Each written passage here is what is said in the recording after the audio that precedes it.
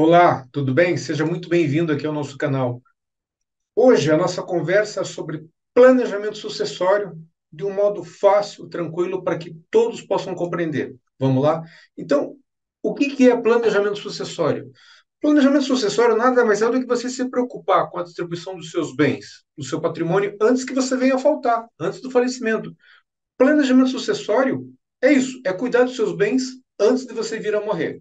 E qual a importância desse tema? Porque você sabe que a herança, ela gera muita briga, ela acaba, a herança, o inventário é motivo de muita discórdia na família. E uma forma de evitar tudo isso é fazer o planejamento sucessório. Você evita todas essas questões dentro da família. Brigas, litígios, mal-estar, todas essas situações que são conhecidas sendo criadas, né, quando há inventário e acabam fazendo, de certa forma, muito mal à família brasileira. Então, o objetivo do planejamento sucessório ele é bem simples. É permitir que você escolha de que forma e como você quer que os seus bens sejam distribuídos, e isso ainda em vida. Esse, de forma bem resumida, é o conceito de planejamento sucessório. Agora, como fazer? Como fazer o melhor planejamento sucessório? Na verdade, há várias ferramentas que permitem que você faça. Eu vou relacionar para você aqui algumas ferramentas que, na verdade, eu não indico aos nossos clientes.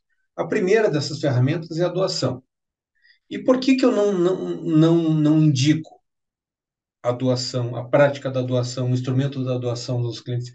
Porque eu costumo dizer que a doação, na verdade, ela acaba travando, ela trava o patrimônio. Por mais que exista a possibilidade de você doar e permanecer com o usufruto desses bens, nós temos vários exemplos aí na prática que mostram que a doação ela acaba engessando.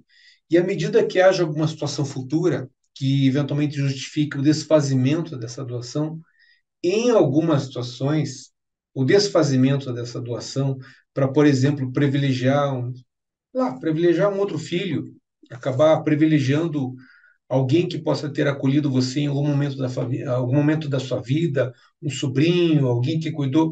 À medida que você precisa desfazer essa doação para privilegiar essa terceira pessoa, o desfazimento da doação ele é muito complicado. Então, a doação ela acaba exigindo que haja anuência, haja concordância para esse desfazimento, por exemplo, de um genro, de uma nora, e nem sempre isso se mostra razoável dentro da família brasileira.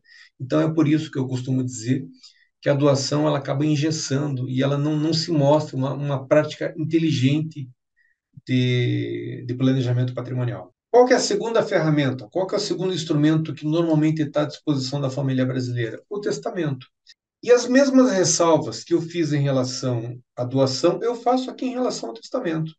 A prática mostra que se existe um instrumento legal que está muito sujeito a controvérsia, está sujeito a litígio, está sujeito a questionamento e está sujeito a todo tipo de intriga dentro da família, é o testamento, porque eu não sei se você sabe ou não, o testamento, no mais das vezes, ele é sinônimo de inventário, porque o testamento ele exige um processo prévio, que tem que ser judicial, que é o tal do RAC, que é o registro, abertura e cumprimento, ou seja, é preciso que um juiz e um promotor digam que você pode. Olha que absurdo! Eles digam que teu testamento está ok e é possível então que você abra a partir do RAC, que você abra o inventário. Isso é absurdo. Então, o testamento ele pressupõe dois processos. Um primeiro só para abrir, né?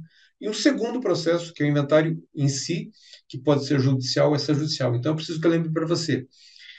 A maioria das pessoas faz o testamento acreditando que aquela disposição de vontade delas não vai ser questionada, né? Não vai haver testamento, não vai haver inventário. Não. O testamento ele pressupõe inventário e pressupõe dois processos, duas custas, dois pagamentos de honorário e todos aqueles problemas que são de conhecimento de todos quando há inventário. Outra ferramenta também muito utilizada pela família brasileira é o seguro de vida. Eu também não indico. Eu costumo perguntar aos meus clientes qual é o intuito, qual é a vontade, qual é a disposição, o que move o meu cliente quando ele pensa em fazer um seguro, quando ele liga para um corretor. E no mais das vezes, o que eu ouço do cliente é que ele se dispõe, ele pensa em fazer um seguro no sentido de deixar algo mais para um filho, para um ente querido. Na verdade, a intenção é você deixar algum tipo de conforto para que a tua família, para que aquele momento difícil de perda ele acabe sendo minorado, né, por essa oferta que o seguro acaba propiciando. Então, é uma espécie de conforto.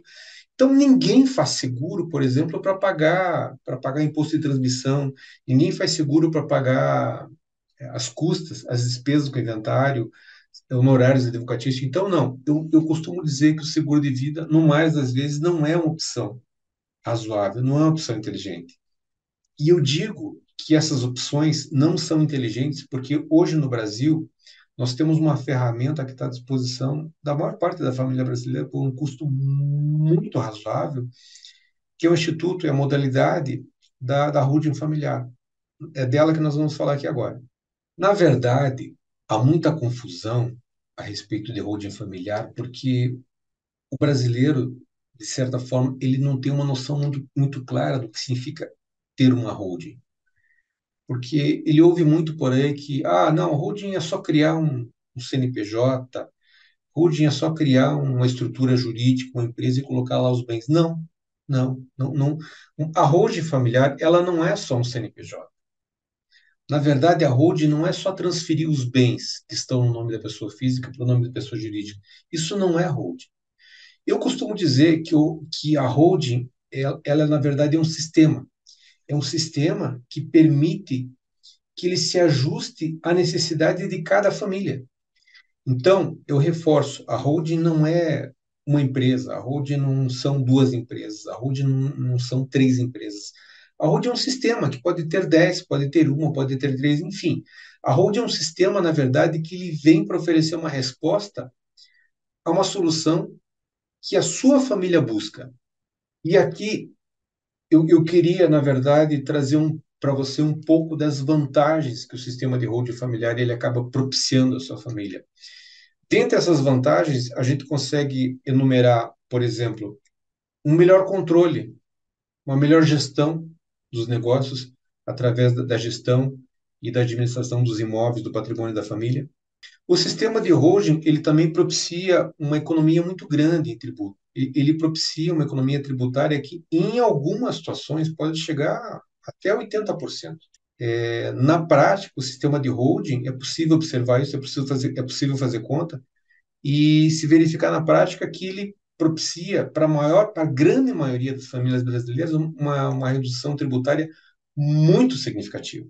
Nós também podemos afirmar que o sistema de holding familiar ele acaba propiciando outras vantagens indiretas para a família brasileira. Por exemplo, o sistema de holding ele acaba por trazer uma segurança em relação a processos judiciais contra a família. É preciso que eu deixe claro aqui que nós não estamos dizendo que a holding familiar ela vai blindar o patrimônio da família. Não é isso. Mas o sistema de holding, de certa forma, ele acaba propiciando uma certa proteção à família brasileira. Além dessas vantagens todas que eu já enumerei para você, o sistema de holding, como eu disse, ele permite ser ajustado às necessidades da família. Então, além dessas vantagens que eu já relacionei para você, é possível que na montagem da holding familiar sejam relacionadas ali uma série de cláusulas que tragam garantias. Por exemplo, é possível que nós falemos, que a gente pense numa cláusula, por exemplo, de arrependimento, para que lá na frente, à medida que a família resolva que o patrimônio deve ser dividido de forma diferente. Então, uma cláusula de arrependimento, tá? Cláusula de impenhorabilidade, cláusula de inalienabilidade, são todas cláusulas que protegem a família. Por exemplo, de um casamento mal sucedido, toda a família está sujeita a isso. Também é muito comum nós ouvirmos aqui no escritório, não, doutor, eu não quero fazer planejamento patrimonial porque eu vou morrer mesmo. Então, à medida que eu venha morrer, disso, do meu patrimônio, a família cuida. Veja, é preciso que eu diga para você. Deixa eu lhe fazer uma pergunta. Você tem, você tem uma estimativa de qual vai ser o valor que a sua família vai gastar para fazer o seu inventário? Você tem uma ideia? Faça um cálculo por cima de qual é o patrimônio que você vai deixar para a tua família hoje. Eu te pergunto, a tua família tem separado, os teus filhos têm separado embaixo do colchão de 16 a 20% desse valor para pagar inventário? E nessa hora é muito comum que eu ouça do meu cliente: não, doutor, os meus filhos não têm, né? Mas eu tenho uma poupancinha, uma reserva. Veja, não, eu preciso dizer para você: poupancinha, reserva no teu CPF não serve, porque esses valores que você tem reservados no seu nome, no seu CPF, vão precisar ser inventariados também. Eu preciso saber se a tua família tem de 16 a 20% desse valor para pagar as custas do inventário. À medida que você me diga que a sua família não tem de 16 a 20% para pagar o bendito do inventário, eu vou te dizer, eu tenho uma má notícia para você. Porque, na verdade, nessas situações, quando há necessidade, por exemplo, de se vender um dos bens para fazer o pagamento das custas, das despesas com o inventário, é possível que essa despesa que eu estou dizendo para você, que está variando de 16 a 20, ela pode chegar a 30, a 35 e, eventualmente, até 40% do valor que você vai deixar. Então, com isso, o que que eu quero dizer para você? Eu quero lembrar, quase todos nós trabalhamos mais do que a gente precisa e com que intuito nós fazemos isso? Nós trabalhamos mais do que precisamos com a expectativa de deixar algo mais para os nossos. É para isso que a gente acorda cedo todo dia. É para isso que a gente abre mão de muita coisa. É para isso que a gente trabalha, faz hora extra e tudo mais.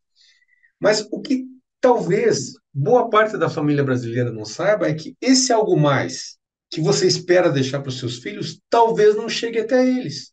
E essa é a grande vantagem, é a grande solução que é oferecida pelo patrimônio, pelo planejamento patrimonial. Dessa forma, é possível que esse algo mais que você espera que chegue a seus filhos realmente acabe sendo entregue a eles.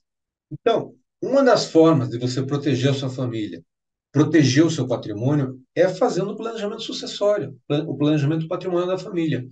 E é preciso que eu lembre você aqui também que está na pauta do Congresso o aumento do imposto do inventário, do ITCMD.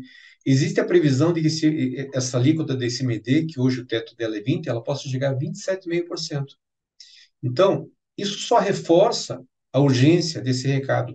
Não permita que a sua família passe pelo tormento do inventário. Bom, era esse o recado que eu tinha para passar para você aqui hoje. Se você gostou dessa mensagem, eu vou pedir para que você se inscreva no canal, que você deixe o seu like, porque nós vamos ter vídeos sempre aqui para falar sobre esse assunto. É isso. Forte abraço a você.